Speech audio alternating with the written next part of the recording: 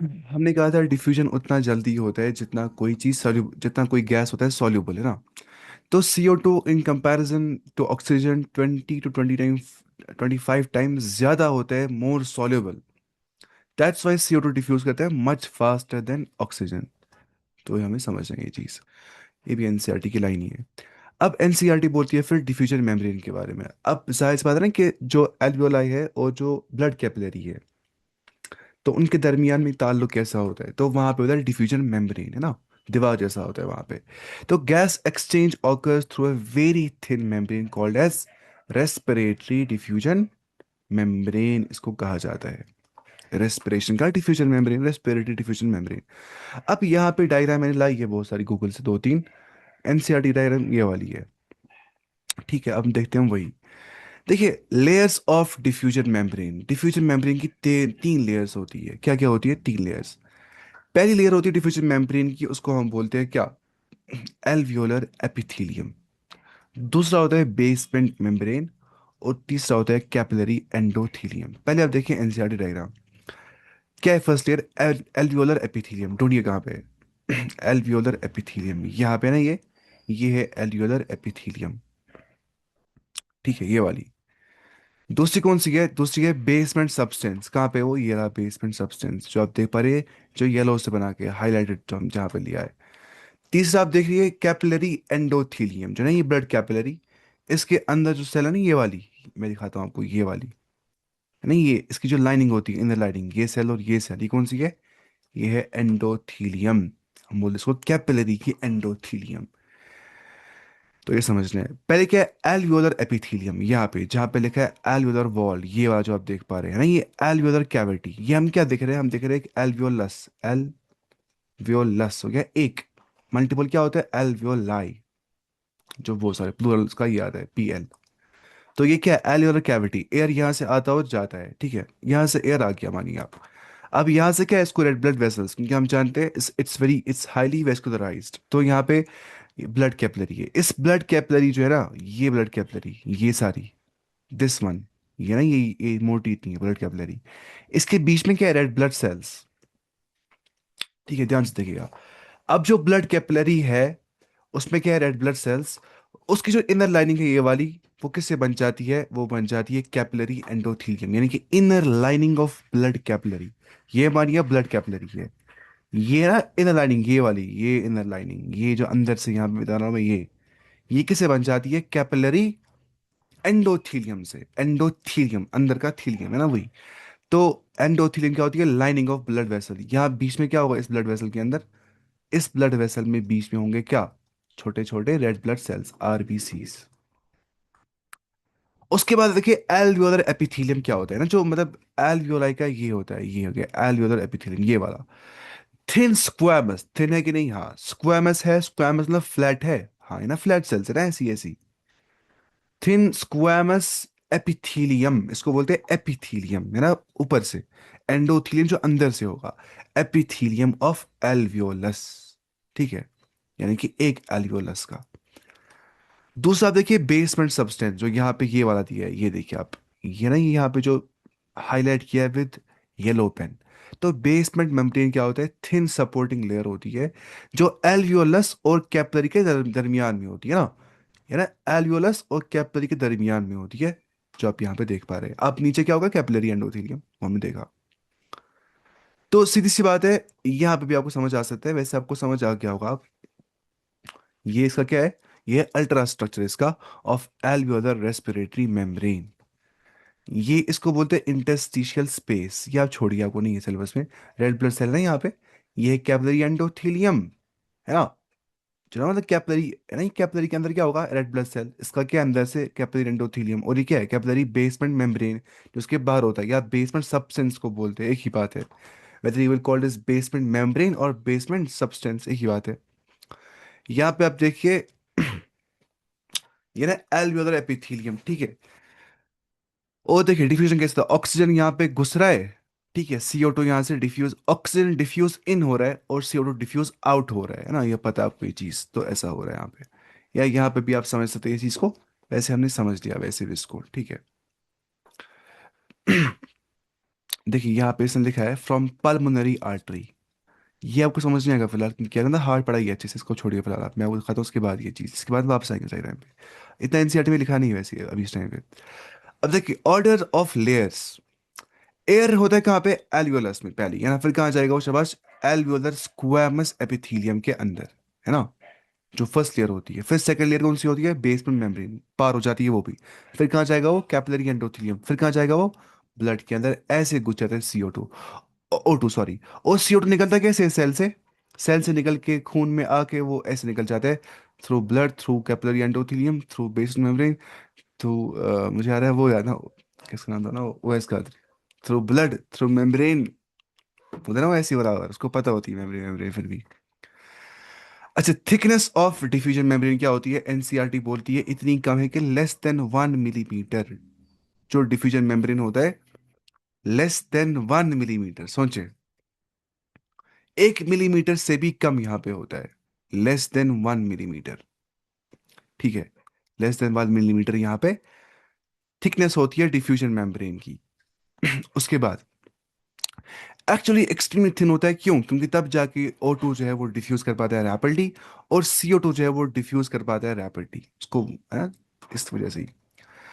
अब gases exchange efficiently कैसे हो जाती है, हमारी बॉडी उसको करती है प्रोवाइड आइडियल कंडीशंस, अच्छे अच्छे कंडीशंस, कि वहाँ पे लार्जर सरफेस एरिया एल्वेओलाई का होता है, वहाँ पे रिच ब्लड सप्लाई होती है, वो हाईली वेस्कुलराइज्ड होता है, थिन डिफ्यूजन मेम्ब्रेन होता है, स्ट्रॉन्ग प्रेशर ग्रेडियंट बन जाता है ना, वो हमें पता है कैसे। CO2 हाईली सॉल्युबल भी होता है, जल्दी वो डिफ्यूज कर पाता है, दैट्स वाई। तो O2 जो है वो मूव कर पाता है इजीली फ्रॉम एल्वियोलाई टू, घुसता है कहाँ पे, टिश्यू के अंदर, है ना, through blood, through into the tissues. फिर ऐसे CO2 जो है वो मूव करता है इजीली क्या, फ्रॉम टिश्यू से घुस के निकलता है वापस, एल्वियोलाई से वापस निकलता है बॉडी के बाहर CO2। तो ना वही चीज की, एटमॉस्फेयर से घुस गया क्या, पहले क्या, ऑक्सीजन, वो आ गया एल्वियोलाई के पास, वहां पे कितना होता है पार्शियल प्रेशर ऑफ O2, इतना होता है 104। फिर ब्लड में 40, फिर टिश्यू में 40 होता है। अगर CO2 की बात करते हैं वो टिश्यू में बहुत ज्यादा होता है, क्योंकि वो कहता है प्रोड्यूस, टिश्यू ही करता है प्रोड्यूस CO2 को। फिर ब्लड में 45 होता है partial pressure of carbon dioxide. फिर एल्वियोलाई में 40 घुसता है वापस एटमॉस्फेयर में, ये आपको पता है ये सब कुछ। अब देखिए थोड़ा बहुत अब ये समझिए, अगर आपको बेसिक याद नहीं है 10th क्लास का, ये आपको याद आ जाएगा। देखिए आपको याद होगा, आप पढ़ते थे आर्टरी क्या होती है, वेन क्या होती है, कैपिलरी क्या होती है, ध्यान से सुनिएगा मेरी बात। वेन का मतलब होता है जो कैरी करती है टुवर्ड्स द हार्ट, यहाँ पे हार्ट है, HEART, टुवर्ड्स द हार्ट, जो कैरी करती है क्या, ब्लड को। वेन जो है वो हार्ट की ओर लेती है ब्लड को, बड़ी वफादार होती है हार्ट की, बोलती है हार्ट को, हार्ट तुम्हारे पास ही मैं खून लाऊंगी, मैं वेन हूं। लेकिन जो आर्टरी होती है, आप जानते हैं आर्टरी हार्ट से लेता है खून, अवे फ्रॉम हार्ट घुसता है बाकी तमाम सेल्स के अंदर, carries blood away from the heart, ये बात समझिए। अब जो कैपिलरी होती है वो आप मानिए इन दो के दरमियान में कुछ वेसल्स होती है।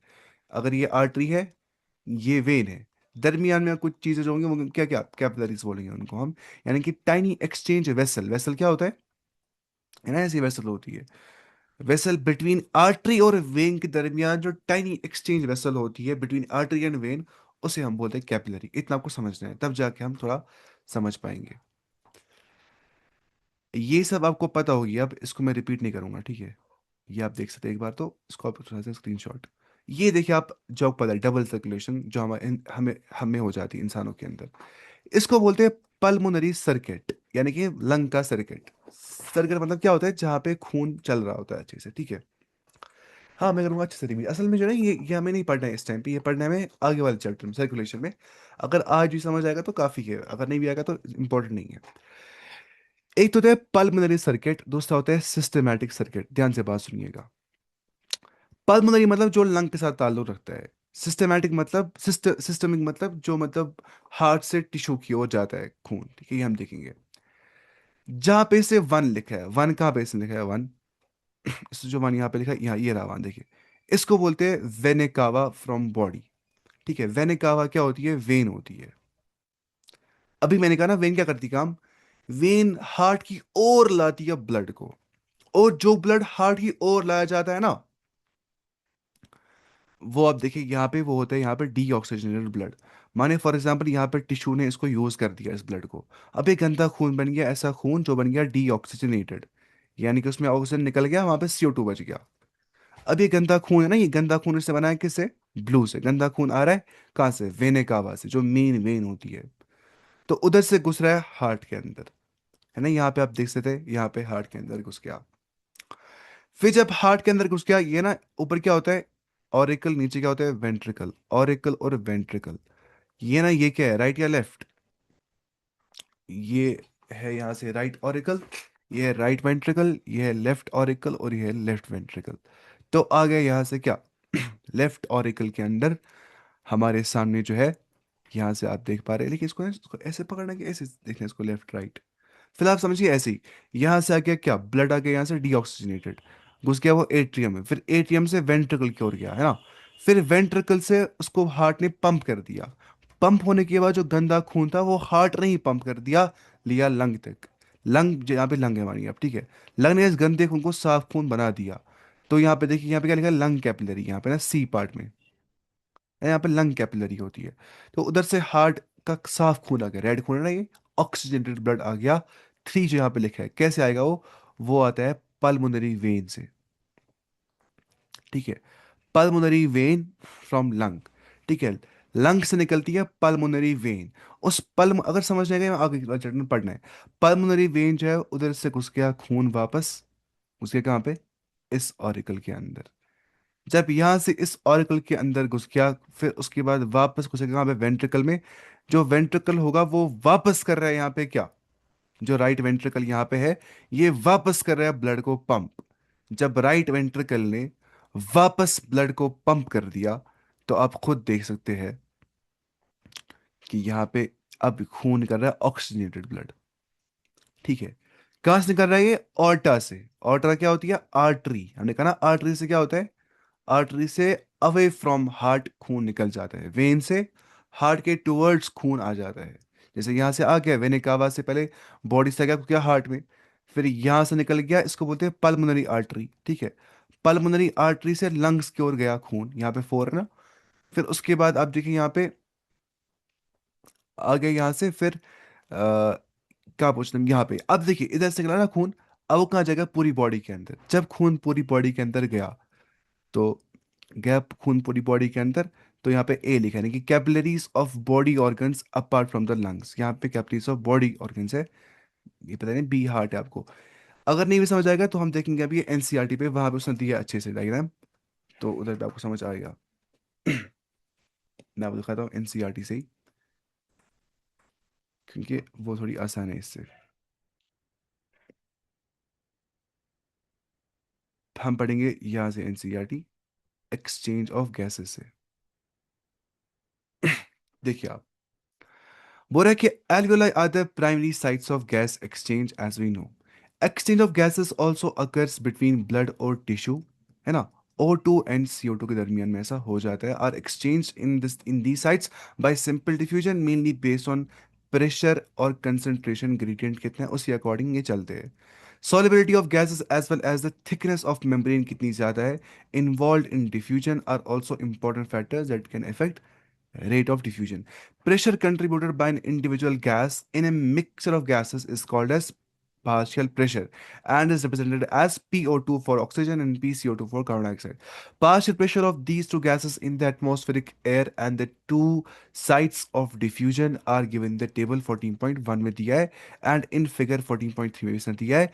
The data given in the table clearly indicates a concentration gradient कि different concentration होती है for oxygen from alveoli to blood and blood to tissue similarly. Similarly क्या? Similarly, a gradient is present for CO2 in the opposite direction, that is from tissues to the blood and blood to alveoli. वो हम देखेंगे। फिर हमने कहा था solubility जो होती है CO2 की वो 20 to 25 टाइम्स ज़्यादा होती है देन दैट ऑफ O2। इसलिए CO2 जो है वो डिफ्यूज कर पाता है थ्रू डिफ्यूजन मेम्ब्रेन, ठीक है, जल्दी कर पाता है। The amount of CO2 that can diffuse through the diffusion membrane per unit difference in a partial pressure के अंदर एक कितना ज्यादा होगा, is much higher compare to O2। तो जल्दी कर पाता है कौन? डिफ्यूज। CO2 जल्दी करता है diffuse, because why? Highly solubility, because of its high solubility. अब ये देखिए आप डायग्राम अच्छे से, ठीक है, ये आपको समझ में आएगी ऐसे। पहले हम यहाँ पे ये देखेंगे टेबल। नहीं, आपको मैं कहा ना ऑलरेडी के पार्शियल प्रेशर किस में होता है, in mmHg, millimetres of mercury of oxygen carbon dioxide at different parts involve in diffusion in comparison to those of in atmosphere. Respiratory gas जो O2 होती है, एटमॉस्फेरिक प्रेशर जो एटमॉस्फेरिक एयर में उसका जो पार्शियल प्रेशर होता है वो होता है 159 mmHg। लेकिन एल्वियोलाई में कितना होता है, 104 उसका। और डी ऑक्सीजन ब्लड में कितना होता है, 40। ऑक्सीजन ब्लड में 95 होता है। ठीक है। जाहिर सी बात है, ऑक्सीजन ब्लड है तो ऑक्सीजन की होगा ना हाई पार्शियल प्रेशर। और टिश्यू में कितना होता है, 40, क्योंकि वहाँ पे कार्बन डाइऑक्साइड बन जाता है, वहाँ 45 होता है। ये आपको बस याद करना है टेबल थोड़ा सा, इसमें क्या है ये मैंने आपको कहा था। अब देखिए यहाँ पे समझ आपको आएगा। इंस्पायर्ड एयर जो है हमने सांस ले ली, ठीक है। इंस्पायर्ड एयर, ये लंग है, ठीक है, लंग का एल्वियोलस यहाँ पर आ गया है। इसके अंदर घुस गया एल्वियोलर एयर। हम जानते हैं यहाँ पे पार्शियल प्रेशर ऑफ ऑक्सीजन कितना होता है, 104 mmHg। Partial pressure of carbon dioxide 40 mmHg। घुस गया यहाँ पे O2। जब यहाँ पे ऑक्सीजन घुस गया, ये देखिए आप, ऑक्सीजन जो है वो डिफ्यूज कर रहा है, घुस रहा है कहाँ पे, घुस रहा है वो ब्लड सर्कुलेशन के अंदर घुस रहा है वो। तो यहाँ से ऑक्सीजन आ गया ना। ऑक्सीजन जो यहाँ से आ गया, वो ऑक्सीजन जो है वो घुस रहा है हार्ट के अंदर, कैसे, लंग से जा रहा है हार्ट की ओर। लंग से हार्ट की ओर वो जा रहा है पल्मोनरी वेन के जरिए से, क्योंकि हम जानते हैं पल्मोनरी वेन जो है इससे जाता है वो हार्ट की ओर, गया वो हार्ट की ओर। ये देखिए आप, जब वो हार्ट की ओर जाता है ऑरिकल से वेंट्रिकल की ओर, फिर वेंट्रिकल्स को वापस करता है क्या, पंप। और ये फिर पूरा सिस्टमिक आर्टरीज में घुस जाता है। यानी कि जो करती है कैरी ऑक्सीजनेटेड ब्लड, क्योंकि आर्टरी क्या करती है काम, वो अवे फ्रॉम हार्ट करती है ब्लड कैरी। तो घुसता है ये पूरे बॉडी टिश्यूज के अंदर, घुसा है बॉडी टिश्यू के अंदर, हाँ। हम जानते हैं पार्शियल प्रेशर ऑफ ऑक्सीजन कितना होता है, 95 mmHg। और पार्शियल प्रेशर ऑफ CO2 कितना होता है, 40 mmHg। कहाँ पे, सिस्टमिक आर्टरीज के अंदर। यहाँ पे देखिए आप, है ना। जो ऑक्सीजनेटेड ब्लड होता है उसका कितना होता है, 90 और 40, 95 और 40, जो कि आप देख पा रहे हैं आप, टेबल बोल रहा है ना यही। अब पहुंचा है टिश्यू तक, ठीक है, कौन, ऑक्सीजन। तो ऑक्सीजन जो है वो डिफ्यूज हो गया टिश्यू के अंदर, घुस गया वो, डिफ्यूज आउट हो गया, घुसा टिश्यू के अंदर। टिश्यू ने बना दिया CO2, उसने दिया है वापस, घुसा दिया ब्लड सर्कुलेशन में। अब CO2 हम जानते हैं वो कैरी करेगा कौन, उसको लेना हार्ट की ओर। वो सिस्टमिक वेन ले जाएगी, ठीक है। वो क्या हम बोलते हैं ना, वेन लेता है, वेन लेती है ब्लड हार्ट की ओर। आर्टरी लेती है ब्लड हार्ट के अवे फ्रॉम। कहा था पहले आपको ये चीज याद रखनी है, तब जाके समझ आएगा। अब देखिए सिस्टमिक वेन जो होती है, आप जानते हैं डी ऑक्सीजन ब्लड जो होता है वहां पे पार्शियल प्रेशर ऑफ CO2 ज्यादा होता है, क्यों, बनाना पॉलिटिक टिश्यू में यहाँ पे CO2 ज्यादा है तो 45 mmHg। PO2 कितना होता है, 40 mmHg। यहाँ पे कितना था, 40, यहाँ पे था 95। कितना फर्क हो गया, बहुत। अब सिस्टमिक वेन्स है यहाँ पे, सिस्टमिक आर्टरीज थी, आर्टरी से हार्ट की, हार्ट से away from heart blood carry हो जाता है। अब टुवर्ड्स हार्ट ब्लड लेती है वेन, वो सिस्टमिक वेन्स ले जाती है। सिस्टमिक वेन से लिया, घुसा यहाँ पे ऑरिकल में, फिर वेंट्रिकल में घुस गया, वापस से पंप हो गया। जब वापस से पंप हो गया, अब पल्मोनरी आर्टरी से, आप जानते हैं ना आर्टरी से कहाँ पहुंचेगा खून वापस, आर्टरी से पहुंचता है कहाँ पे, अवे फ्रॉम हार्ट जो है खून पहुंचता है।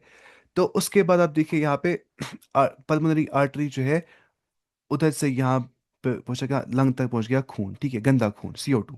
वापस यहाँ पे हो गया डिफ्यूज आउट, CO2 बाहर निकल गया और O2 आ गया। जब O2 वापस आ गया, वो घुसता है पल्मोनरी वेन से, तो वापस आ जाता है वो यहाँ पे, घुसता है सिस्टमिक आर्टरीज में, तो ऐसे यहाँ पे हो जाता है, पूरा साइकिल चल जाता है। आपको आगे समझिए चीज।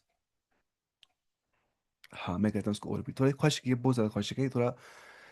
देखिए, आपको समझना है ऐसी बात, लंग और हार्ट का एक ताल्लुक होता है ना।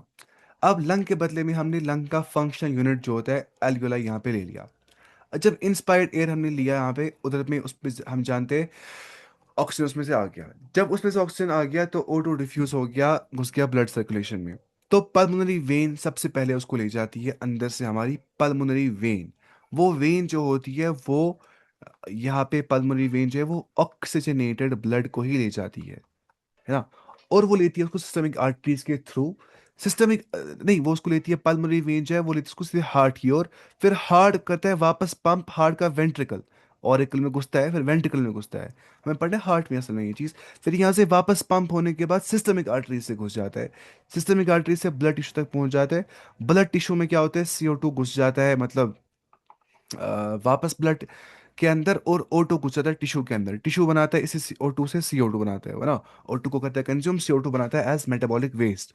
तो मेटाबॉलिक वेस्ट CO2 निकल जाता है बाहर, वो सिस्टमिक वेन्स जो होती है जिनके जो कहती है कैरी डीऑक्सीजनेटेड ब्लड को, वो पहुंचाती है उसको वापस हार्ट तक। जब हार्ट तक पहुंचता है वो वापस घुसता है हार्ट के नीचे वाले वेंट्रिकल में। होता है ना यहाँ पे दो वेंट्रिकल दो ऑरिकल, जब ऑरिकल से वेंट्रिकल की ओर गया, अब वेंट्रिकल से वापस को हार्ट पंप कर रहा है, घुस रहा है पल्मोनरी आर्टरी से। पल्मोनरी आर्टरी से घुसने के बाद यहाँ पे आप देख पा रहे हैं कि यहाँ पे जो CO2 है इसके अंदर था, लेकिन ये भी CO2 जो है ये निकल रहा है बाहर वापस एल्यूलाई से, पूरा हवा हम एक्सपायर कर रहे हैं एयर को, वहां से और O2 आ रहा है, और ऐसी साइकिल जो है कंटिन्यू कर देता है। वही इसने यहाँ पे लिखा हुआ डायग्रामेटिक रिप्रेजेंटेशन, ये ना पता आपको ये चीज। उसके बाद the diffusion membrane is made up of three major layers, हमें पता ना वो कौन सी लेयर्स है, namely the thin squamous epithelium of alveoli, ये देखिए आप, squamous epithelium of alveolar wall, ये है एल्वियोलर वॉल, ये वाला किसे बन गया, स्क्वैमस एपिथेलियल सेल से। One thick, one cell thick है ना, एक सेल खाली यहाँ पे होती है, पर हल्का होता है, थिन मेम्ब्रेन होता है यहाँ पे। सेकंड जो आप देख पा रहे हैं यहाँ पे, ये था फर्स्ट वाला, इसको मैं कहता हूँ highlight, thin squamous epithelium of alveoli. दूसरा है एंडोथेलियम ऑफ एल्वियोलर कैपिलरी, यहाँ पे देखिए आप, एंडोथेलियम ऑफ एल्वियोलर कैपिलरी, ये देखिए आप एंडोथेलियम, ये वाली लेयर या ये वाली, ये इसको इनर लाइनिंग कर देती है, अंदर की लाइनिंग जो होती है ना, इससे बन जाती है इसकी। बीच में यहाँ पे क्या होता है, रेड ब्लड सेल्स। तो एंडोथेलियम जो होता है ऑफ ब्लड कैपिलरी, वो यहाँ पे होता है, या ऑफ एल्वियोलर कैपिलरी, एक ही बात है, आप बोल सकते हैं ये चीज। उसके बाद एंड द बेसमेंट सब्सटेंस, यहाँ पे देखिए आप, basement substance compose of thin basement membrane यहाँ पे होता है, इसको बोलते हैं बेसमेंट मेम्ब्रेन, ठीक है। सपोर्टिंग द स्क्वामस एपिथेलियम, जो है ना स्क्वामस एपिथेलियम, ये वाला, इसको कहता है सपोर्ट, ये कौन, basement substance. Surrounding the single layer, surrounding the single layer endothelial cells of capillaries, जो सराउंड करते हैं सिंगल लेयर किसकी, of endothelial cells of capillaries, है ना यहाँ से, ये ना, यहां से कहता है एंडोथेलियल सेल्स ऑफ कैपिलरीज को क्या, सराउंड। यहां से करता है किसको, स्क्वैमस एपिथेलियल सेल्स को, होता है ना बीच में, between squamous epithelium and between endothelium of blood capillary, होता है बीच में बेसमेंट सब्सटेंस। तो however it's total thickness is much less than a millimetre, कितना होता है ये पूरा, मच लेस देन अ मिलीमीटर, इतना कम होता है ये। Therefore, all the factors in our body are favorable for diffusion of O2 from alveoli to tissues and CO2 from tissue to alveoli। ऐसा कैसे हो जाता है, क्योंकि यहाँ पे सारे फेवरेबल कंडीशंस पूरी हो जाती है। उसमें से एक कंडीशन ये भी कि थिन वॉल यहाँ पे होता है, कितना होता है, सिर्फ और सिर्फ 1 मिलीमीटर होता है। It's total thickness is much less than a millimetre, 1 millimetre से भी कम यहाँ पे थिकनेस होती है। अब वही बोल रहा है, a diagram of section of an alveolus, ठीक है, an alveolus with pulmonary capillary, क्योंकि हम जानते हैं, ऊपर देखिए इसे क्या लिखा है, पल्मोनरी कैपिलरी, ये देखिए आप, है ना, ये देखिए पल्मोनरी कैपिलरी, कुछ ना यहाँ से खून, वेनिया से कैपिलरी यहाँ पे लिखा है, तो इसलिए इसे यहाँ पे लिखा है पल्मोनरी कैपिलरी। क्योंकि इसने कैपिलरी क्यों लिखा है, देखिए ना, आर्टरी, आर्टरी और वेन का जो ताल्लुक होता है ना बीच में, यहाँ पे क्या होता है, कैपिलरी, है ना, आर्टरी और वेन के दरमियान, इसलिए यहाँ लिखा है पल्मोनरी कैपिलरी, ये आप जानते हैं, ये भी आप समझ सकते हैं। तो ये हमें खत्म हो गया। अब हम पढ़ेंगे ट्रांसपोर्ट ऑफ गैसेस। अगर आपको ना समझ आ गया हार्ट का अच्छे से, हमें पढ़ना है सर्कुलेशन में, तो वहां पे ये वापस पढ़ना है अच्छे से, फिलहाल हमें खाली ये समझना है एल्वेओलाई के बारे में अच्छे से, ठीक है। अब देखते हैं हम ट्रांसपोर्ट ऑफ गैसेस, बड़ा खुश होता है ना ये पढ़ना। मैं चाहता हूँ कोशिश फिर भी आसानी के साथ पढ़ाने की, वरना फिर भी उतना आसान नहीं है, मत आसान है, मगर इसको रिपीट करना है, इसको रिवीजन करना है, अच्छे से याद भी करना है इसको, है ना। अब देखिए ट्रांसपोर्ट ऑफ गैस कैसे हो जाती है। पहली बात, ब्लड जो होता है वो ट्रांसपोर्ट मीडियम होता है, जिसके थ्रू चीजें ट्रांसपोर्ट कर देती है ना। अगर हमें पहुंचाना है ऑक्सीजन को सेल तक, या CO2 को निकालना है सेल से वापस बाहर निकालना है, तो ब्लड बन जाता है ट्रांसपोर्ट मीडियम, ट्रक की तरह काम करता है, इसमें घुसाते चीजें ही चलाता है इसको। तो blood is the carrier system for gases, है ना, वेदर फॉर ऑक्सीजन गैस और कार्बन डाइऑक्साइड गैस। अब ध्यान से देखिए, ऑक्सीजन ट्रांसपोर्टेड कैसे होता है ब्लड के अंदर, 97% कैरीड बाय RBC, ठीक है। जो रेड ब्लड सेल्स होती है ना, 97% ऑक्सीजन जो होता है। सर अब आदत हो गई है टफ टफ पढ़ने का, इसमें इंटरेस्ट, हाँ सच में ये सच है अल्लाह कसम। जब इंसान को होता है 10 से घुसता है 11th की ओर, लगता है टफ सब कुछ, क्योंकि 10 तक उतना पढ़ा नहीं होता, स्कूल में मस्ती कर रहे होते हैं, फिर आदत हो जाती है सच में अल्लाह कसम। इससे टफ टफ चीज़ें होती है लेकिन मज़ा आता है, इससे दिमाग खुल जाता है। 97 कैरीड बाय आरबीसी, ठीक है, बाउंड टू हीमोग्लोबिन। जो रेड ब्लड सेल्स होती है वहां पे क्या होता है, आरबीसी। तो 97% जो ऑक्सीजन होता है वो वैसे हो जाता होता है कैरी किससे, बाय आरबीसी, जहाँ पे क्या होता है हीमोग्लोबिन। और 3% जो होता है वो डिजोल्व होता है प्लाज्मा के अंदर, है ना। आप जानते हैं ना कि जो ब्लड होता है उसमें होता है ना प्लाज्मा, उसमें होता है, ठीक है, जो लिक्विड पार्ट वहाँ पे होता है, और वहाँ पे क्या होती है रेड ब्लड सेल्स, और वहाँ पे क्या होती है वाइट ब्लड सेल्स, और वहाँ पे क्या होती है प्लेटलेट्स। ये हम सब पढ़ेंगे कॉम्पोजिशन ब्लड का। तो most oxygen is not free in blood, ठीक है, ज्यादातर ऑक्सीजन जो होता है वो फ्री नहीं होता है ब्लड के अंदर, उसको कैरी करता है आरबीसी, कितने को 97%, ये समझना है। 97% ब्लड को जो है हमारी आरबीसी ही क्या करती है, कैरी। सिर्फ, मैं बोल रहा हूँ ब्लड को, सॉरी, 97% ऑफ ऑक्सीजन जो है उसको करता है कैरी हमारी आरबीसी, रेड ब्लड सेल, ठीक है। सिर्फ जो वहाँ पे हीमोग्लोबिन होता है वो उसको पकड़ देता है ऑक्सीजन को, ठीक है। और 3% जो होता है, सिर्फ 3% ऑफ ऑक्सीजन जो ब्लड के अंदर होता है वो ब्लड के प्लाज्मा के अंदर डिसॉल्व हो जाता है, जो लिक्विड पार्ट ऑफ ब्लड होता है। आप मानिए प्लाज्मा, आप मानिए सूप है मेरे पास ना, सूप मैं डाल रहा हूँ उसमें छोटे छोटे गाजर डाल रहा हूँ, वो गाजर क्या है, वो आरबीसी, जो सूप है वो क्या है, प्लाज्मा, है ना। वैसे समझना प्लाज्मा क्या होता है। उस सूप में सिर्फ 3% ऑक्सीजन डिसॉल्व होता है, बाकी जो आरबीसी होती है उसके हीमोग्लोबिन में 97% ऑक्सीजन वहां पे होता है, कैरी कर देता है वो, क्योंकि हम जानते हैं ब्लड क्या होता है, ट्रांसपोर्ट मीडियम। अब जो हीमोग्लोबिन होता है वही क्या होता है असल में, ऑक्सीजन कैरियर, है ना। आप सोचिए 97% जो ऑक्सीजन होता है उसे कैरी करता है कौन, आरबीसी। रेड ब्लड सेल में क्या होता है उसमें, पता है हीमोग्लोबिन जो पिगमेंट होता है जिसको रेड कलर मिल जाता है, ठीक है। तो रेड पिगमेंट जो होता है आरबीसी के अंदर उसको हम क्या बोलते हैं, हीमोग्लोबिन। उसमें क्या होता है, आयरन होता है हीमोग्लोबिन के अंदर, इसका स्ट्रक्चर भी होता है वो हमें शायद पढ़ने की जरूरत नहीं है, वो एनसीईआरटी ने दिया है। इसमें आयरन होता है, ठीक है। बाइंड्स ऑक्सीजन रिवर्सिबली, ठीक है, can attach and detach easily. ये करते हैं ऑक्सीजन के साथ बाइंड कौन, ऑक्सीजन जो है वो कहते हैं bind with haemoglobin reversibly. Reversibly मतलब क्या होता है कि ये अटैच भी कर सकता है, डिटैच भी कर सकते हैं। आप अपनी ट्रक की तरह ये काम करते हैं, ट्रक में मैंने सामान भर दिया, अब ट्रक में सामान भरने के बाद, सामान चलाने के बाद मैं ट्रक से सामान वापस निकाल सकता हूँ, है ना। तो वैसे ही हम अगर अगर ऑक्सीजन चल रहा है विद हीमोग्लोबिन, उसको हम वहां से वापस निकाल सकते हैं। तो इसी को बोलते हैं क्या, एच पी, हो गया हीमोग्लोबिन प्लस ऑक्सीजन, है ना। ये रिवर्सिबल रिएक्शन है, इसमें आ रहा है रिवर्सिबली, रिवर्सिबली मतलब इसमें हम वापस इसको निकाल सकते हैं, तो वहां बन जाता है ऑक्सी हीमोग्लोबिन, HbO2 कॉम्प्लेक्स बन जाता है ना। ये हीमोग्लोबिन, इसको मिल गया ऑक्सीजन, क्या बनेगा ये, हीम ऑक्सी हीमोग्लोबिन इसको बोलते हैं, ऑक्सीजन और हीमोग्लोबिन का कॉम्बिनेशन। अब देखिए ऑक्सीजन की कैरिंग कैपेसिटी कितनी होती है, ध्यान से सुनिएगा बात। One haemoglobin molecule can carry 4 oxygen molecules. आप मानिए हीमोग्लोबिन मॉलिक्यूल, मुझे लगता है आपको दिखाना पड़ेगा इसका स्ट्रक्चर। यहाँ पे बराबर 4 कंपार्टमेंट्स होते तब जाके ये 4 मॉलिक्यूल्स दे पाते हैं। ये देखिए आप, एक मिनट, मैं आपको दिखाता हूँ स्ट्रक्चर ऑफ हीमोग्लोबिन।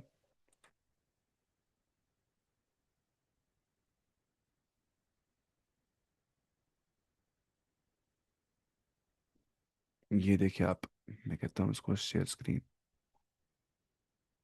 आपको डिटेल में नहीं पढ़ना, हम देखेंगे कोई आसान सा ही जॉब के लिए ठीक होगा। मुझे लगता है ये वाला सिंपलीफाई करके दिया है। ये हमारे सामने क्या है, हीमोग्लोबिन जो रेड पिगमेंट होता है इनसाइड रेड ब्लड सेल्स। हमने क्या कहा, ये आयरन से बन जाता है, इसमें आयरन होता है ना, आयरन भी यहाँ पे आप देख पा रहे हैं, ठीक है। और यहाँ पे हीम ग्रुप होता है। और कितने कंपार्टमेंट आप देख पा रहे हैं, देखिए, बीटा 1, बीटा 2, अल्फा 1, अल्फा 2, ठीक है। तो इसलिए यहाँ पे मानिए आप 1 ऑक्सीजन, 2 ऑक्सीजन, 3 ऑक्सीजन और 4 ऑक्सीजन यहाँ पे लग जाते हैं ना। बीटा 1 में एक, बीटा 2 में दूसरा, अल्फा 1 में एक और अल्फा 2 में दूसरा। इसमें से अल्फा 1 और बीटा 2, है ना, देखिए अल्फा 1 ये वाला और बीटा 2 ये वाला, फिर अल्फा 2 ये वाला, फिर बीटा वन ये वाला और अल्फा टू ये वाला, ऐसे होता है। यहाँ पे होता है आयरन, यहाँ पे होता है हीम ग्रुप। ये आपको जरूरत नहीं है समझने की जो ये हीम होता है कैसे क्या होता है, ये आपको एनसीईआरटी ने दिया नहीं है वैसे भी। बस आपको समझना है कि एक हीमोग्लोबिन मॉलिक्यूल जो होता है, ये भी आपको अल्फा अल्फा याद नहीं रखना है। बस आपको रखना है याद कि यहाँ पे जो चार कंपार्टमेंट्स आप देख पा रहे हैं, तो इसलिए वहाँ पे चार का लफ्ज आ गया है। बस ये समझना था आपको। तो वही है यहाँ पे कि एनसीईआरटी बोलती है कि एक हीमोग्लोबिन जो मॉलिक्यूल जो होता है वो कैरी करता है चार ऑक्सीजन के मॉलिक्यूल्स को। वो हमने देखा कैसे क्या हो जाता है। अच्छा, व्हाट कंट्रोल्स ऑक्सीजन बाइंडिंग, कैसे हो जाती है देखिए। Binding depends on partial pressure of gases के ऊपर, है ना, कि एक इंडिविजुअल गैस एक मिक्सचर ऑफ गैसेस में कितना प्रेशर एक्सर्ट कर रही है, उसको हम बोलते हैं पार्शियल प्रेशर ऑफ गैस। और साथ में एनवायरमेंटल फैक्टर्स भी इफेक्ट कर देते हैं ऑक्सीजन बाइंडिंग को विद हीमोग्लोबिन, जिससे वो ट्रैवल कर पाता है फिर। पहली बात, हेल्प्स बाइंडिंग। देखिए, high partial pressure of oxygen अगर होगा, जाहिर सी बात है, अगर हमें देखते हैं कि partial pressure of CO2 O2 ज्यादा है, O2 बहुत प्रेशर एक्सर्ट कर रहा है, जितना प्रेशर होगा उतना अच्छे से बाइंड कर पाएगा, है ना, अच्छे से मजबूती के साथ। और जितना CO2 का मतलब लो पार्शियल प्रेशर होगा, क्योंकि अगर CO2 का हाई पार्शियल प्रेशर होगा वही ज्यादा बाइंड कर पाएगा। अगर CO2 ने बाइंड कर दिया तो O2 बाइंड नहीं कर पाएगा अच्छे से। तो दैट्स वाई O2 का हाई पार्शियल प्रेशर होना चाहिए, तब जाके अच्छे से बाइंडिंग हो जाएगी। और CO2 का लेस होना चाहिए पार्शियल प्रेशर। दूसरी बात, लो H पॉजिटिव। H पॉजिटिव का आयंस की जो कंसंट्रेशन है वो कम होनी चाहिए, ठीक है। और हम जानते हैं जितनी H पॉजिटिव आयंस कंसंट्रेशन कम होगी उतना वो कम एसिडिक होगा, क्योंकि एसिड करता है ये रिलीज H पॉजिटिव। अब अगर H पॉजिटिव कम रिलीज हो रहे हैं तो मतलब लेस एसिडिक वो होगा। तो लेस एसिडिक एनवायरनमेंट भी साथ में होना चाहिए, वही ना एनवायरमेंटल फैक्टर्स। एक और बात, लोअर टेम्परेचर। अगर लोअर टेम्परेचर है तो हमारी जो ऑक्सीजन है वो अच्छे से बाइंड कर पाएगा विद हीमोग्लोबिन।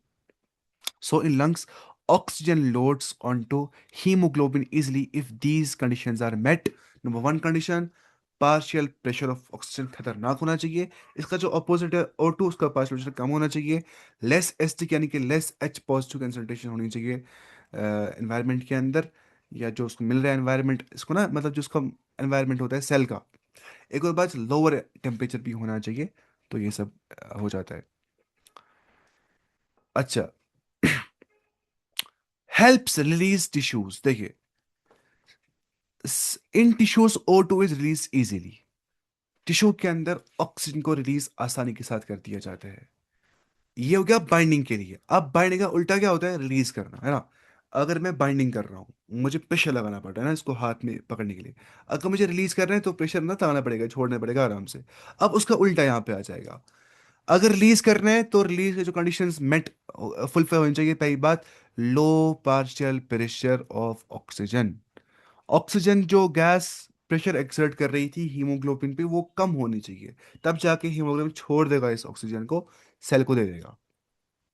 दूसरी बात, high partial pressure of CO2। जब हाई पार्शियल प्रेशर CO2 का, तो CO2 ही बाइंड करेगा अच्छे से, और O2 बाइंड नहीं करेगा, वो बिल्कुल रिलीज हो जाएगा। और हाई एसिडिक, जितना एसिडिक होगा उतना जल्दी रिलीज हो जाएगा क्या, ऑक्सीजन, ठीक है। और हाई टेम्परेचर है, इसका उल्टा करना है सब कुछ। जितना हाई टेम्परेचर होगा उतना ऑक्सीजन इजिली रिलीज हो जाएगा। अब इसके बारे में हम देखेंगे एक चीज, उसको बोलते हैं ऑक्सीजन डिसोसिएशन कर्व। क्या बोलेंगे हम, वो ग्राफिक देखेंगे हम वहाँ पे एनसीईआरटी पे, ऑक्सीजन डिसोसिएशन कर्व, जहाँ पे हम देखते हैं कि ग्राफ बिटवीन ऑक्सीजन सैचुरेशन, ठीक है, of haemoglobin percentage versus partial pressure of oxygen. ठीक है, हम देखेंगे कितना, अगर पार्शियल प्रेशर ऑक्सीजन इतना लग रहा है उस टाइम पे ऑक्सीजन सैचुरेशन कितनी हो रही है हीमोग्लोबिन की। ऑक्सीजन सैचुरेशन मतलब उसके बाद वो और ऑक्सीजन के साथ बाइंड नहीं कर सकता है। उसका ग्राफ बनाया जाएगा विद, मैं वो दिखाता हूँ ऐसी ग्राफ, एनसीईआरटी पे ना ये ग्राफ। ये देखिए आप, पार्शियल प्रेशर ऑफ ऑक्सीजन जो है उसको हम लेंगे एक्स एक्सीस के ऊपर नीचे, कि कितना जो प्रेशर एक्सर्ट कर रहे हैं ऑक्सीजन गैस, सिर्फ अकेली oxygen gas, in millimetres of mercury. इसको बोलते हैं ऑक्सीजन डिसोसिएशन कर्व, है ना, यहाँ कर्व बन जाता है।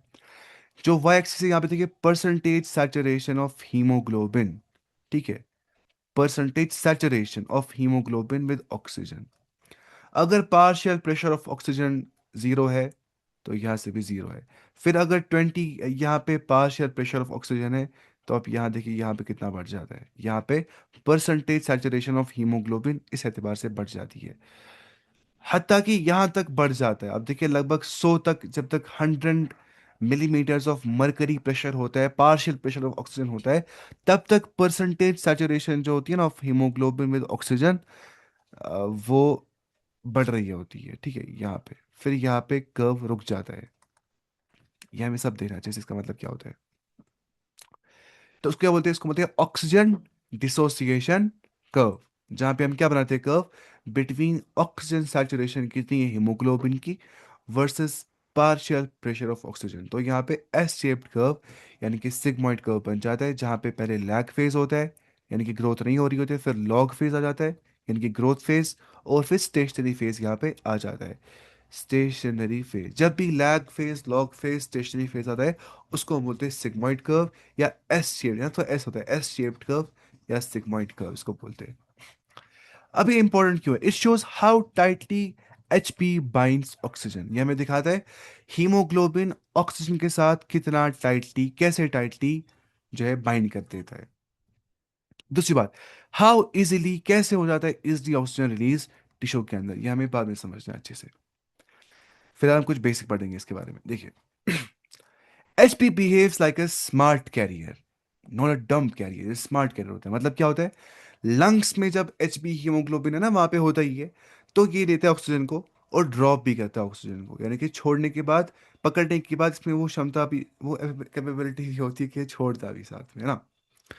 तो मैं बोल रहा हूँ क्षमता मैं हिंदू बन गया हूँ, हिंदी कर रहा हूँ मैं आज। उसके बाद ऑक्सीजन डिलीवरी कैसे हो जाती है, देखिए ध्यान से देखिएगा। 100 millilitre oxygenated blood gives about 5 millilitre oxygen to tissues, ठीक है। ऑक्सीजन डिलीवरी ऐसे हो जाती है कि अगर हमारे पास 100 मिलीलीटर ऑक्सीजनेटेड ब्लड है, मैं ब्लड ला रहा हूं 100 मिलीलीटर का, 7 ml ब्लड में ला रहा हूं, मतलब ना ठीक ठाक इतना ब्लड। तो मैं देख रहा हूं कि अब इस ब्लड में, तो मैं बोल रहा हूँ इट्स ऑक्सीजनेटेड ब्लड, मतलब यहाँ पे ऑक्सीजन मिक्स कर दिया गया है इसके साथ, ब्लड के साथ। तो कितना मिलेगा टिश्यू को ऑक्सीजन, तो 100 मिलीलीटर ऑक्सीजनेटेड ब्लड जो है वो देता है सिर्फ और सिर्फ कितना, ये ग्रोथ होता है 5 मिलीलीटर ऑफ ऑक्सीजन टिश्यू को, यानी कि 5% जो होता है लगभग उसका कंटेंट, वो कितना, वो क्या होता है ऑक्सीजन, वो तो मिलता है टिश्यू को। अब CO2 ट्रांसपोर्ट होता है ब्लड के अंदर, है ना, वो आप जानते हैं। CO2 is carried in 3 veg, ध्यान सुनिएगा। अब CO2 को वापस लाने, चलो O2 डाल दिया हमने, हमने कहा कि 100 मिलीलीटर खून से 5 मिलीलीटर ऑक्सीजन जो है, लेकिन कौन सा खून, जो ऑक्सीजनेटेड ब्लड था उधर से 5 मिलीलीटर ऑक्सीजन मिला टिश्यू को। अब CO2 वापस भी लाना है वहां से ब्लड से, तो 3 वेज में हम वापस ला सकते हैं।